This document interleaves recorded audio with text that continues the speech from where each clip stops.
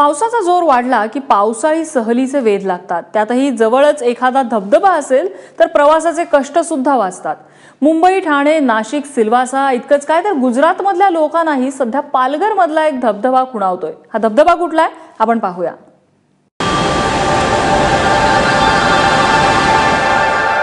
दाभोसा धबधबा।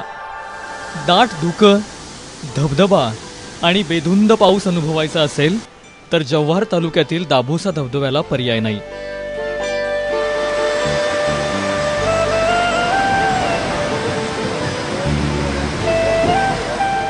आम्ही मुंबईवरून आलो आहोत। इथे येऊन छान वाटतंय, फ्रेश वाटतंय। आठवड्याभराचा थकवा निघून गेल्यासारखं वाटतंय।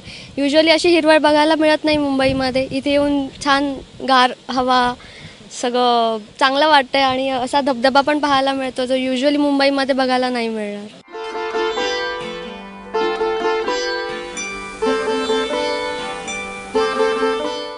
दाटीवाटीच्या पायवाटेनं खाली उतरत गेलं की धबधब्याच्या पायथ्याशी जाता येतं।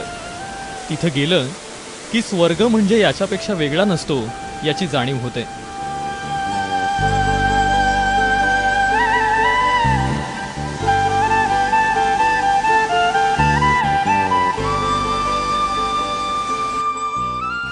दाभोसा धबधबा जव्हार मधला आकर्षणाचं केंद्रबिंदू ठरत आहे।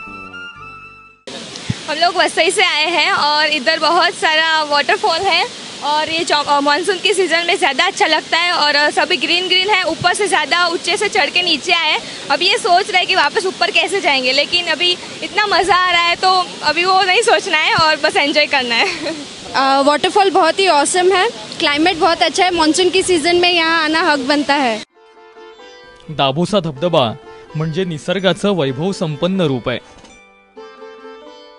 इथं जागोजागी घाण आहे खूप आणि दारूच्या बाटल्याचे काचा वेगळे आहेत, त्यामुळे चालताना खूप हे होतं, म्हणजे जायताना खूप अडचणी येतात।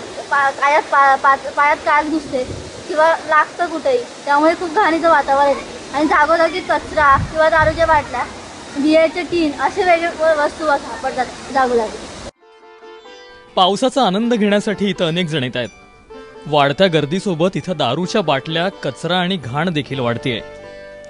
पण प्रत्येक वेळी सरकार, प्रशासन यांच्यावरच जबाबदारी का ढकलायची?